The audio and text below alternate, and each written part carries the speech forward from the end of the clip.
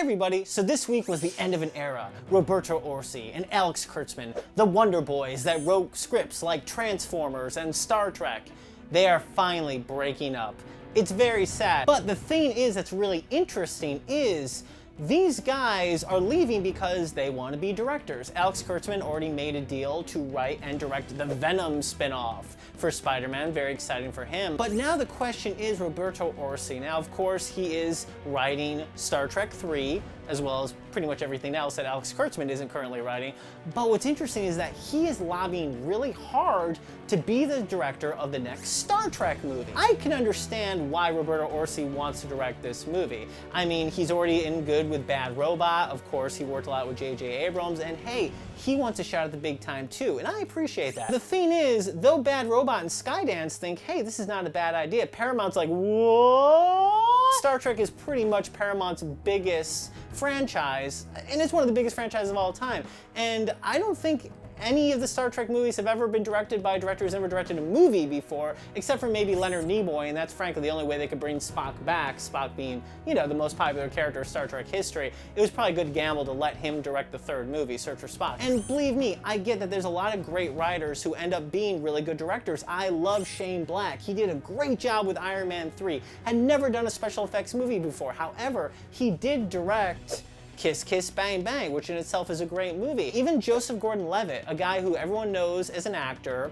you know, he is going to direct the Sandman movie, which is a big deal, big comic book. Everyone freaking loves that, and it's super, super impressive. But it's like no one freaked out when they found out Joseph Gordon-Levitt was going to direct it because he already directed Don John. Basically, I don't think the whole thing's going to happen with Orci. It just doesn't make sense to hand over a $200 million franchise to a guy who's never directed a movie before. But I do think it's really interesting who should be the director. Now, for a long time, the word was that it's going to be Joe Cornish. Joe Cornish is a great director. He directed Attack the Block. For some reason, Joe Cornish kind of left for a while, and they're not sure, so he's kind of in the running, but also kind of not. The 50th anniversary is coming up soon in 2016. They want to put a movie out. They were pissed how long it took JJ to make the second movie. So who is going to be the guy to direct this next movie? Matt Reeves would be a great director. He's really, really good, but you know, he's kind of busy doing the Apes movies right now. Of course, Drew Goddard. I loved his work in Cabin in the Woods, but he's also really busy. He's going and doing the Sinister Six thing, and he's also directing the Daredevil Netflix show. Maybe they'll go ahead and they'll get some TV directors. I mean, Alan Taylor did a great job with Thor: The Dark World. The Russo brothers did a great job with Captain America. Maybe it won't be a guy that we all expect. You never know. You got guys like J.J. Abrams and Joss Whedon, and they're amazing showrunners, and they've created such great things, and now they're the biggest directors in the world, and they all work for Disney, and they're making Star Wars, and they're making the Avengers, and then like all of their disciples, all the guys who have worked with them for years are now directing all this other stuff too.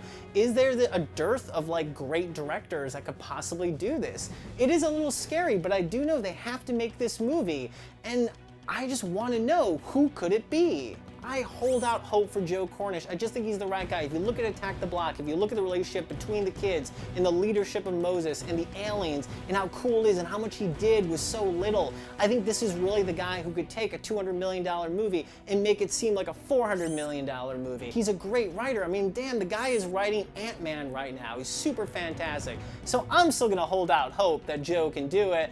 But, you know, we'll have to see. Hey, maybe when Edgar Wright's done with Ant-Man, he can do it, huh? Paramount really does have a tough choice because everybody seems to be booked. Everyone that's really, really impressive so far that proved themselves in feature films. But guys, let me know in the comments down below who should direct the next Star Trek movie. I want to know. And not only that, who should the villain be? I know you guys want the Gorn. I know you guys want the Gorn. It could be the Tribbles. No, the Tribbles were in the last one, but they weren't the villains. And I think it's finally time that we show the Klingon Tribble War in a film.